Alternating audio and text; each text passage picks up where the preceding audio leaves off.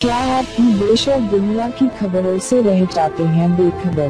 तो सब्सक्राइब कर लीजिए हमारे HT न्यूज चैनल को और बेल आइकॉन को दबाना मत भूलिएगा। भारत बनाम श्रीलंका निधास T20 सीरीज का तीसरा मैच और भारत को एक और बड़ा झटका लग गया है। यहाँ पर शिखर धवन जो कि भारत के लिए अच्छी बल्लेबाजी करते हुए नजर आए थे पिछले दोनों मैचेस में, आज उनको सस्ते में निपटा दिया है धनंजय ने और आउट हो गए हैं धवन।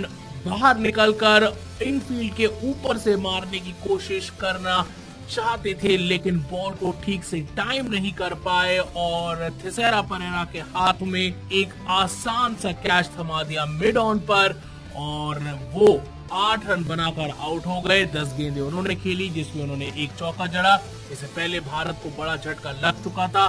धनंजय ने ही भारतीय कप्तान रोहित शर्मा को आउट किया। 11 रन पर वो आउट हुए और एक बार फिर धनंजय ने एक और विकेट ले लिया है भारत का। इस बार धवन को आउट कर दिया है उन्होंने 8 रन पर। बता दें कि टॉस जीतकर भारत ने श्रीलंका को पहले बल्लेबाजी के लिए आमंत्रित किया और उन्होंने अपने 19 ओवर में 9 विकेट गंवाकर 152 रन बनाए। तो भारत को यह मैच जीतने के लिए 153 रन बनाने हैं, लेकिन उससे पहले भारत को यहाँ पर एक बड़ा झटका लग गया है।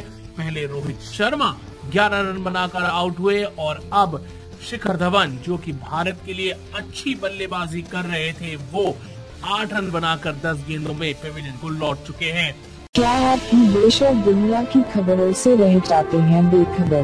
तो सब्सक्राइब कर लीजिए हमारे HT न्यूज चैनल को और बेल आइकॉन को दबाना मत भूलिएगा।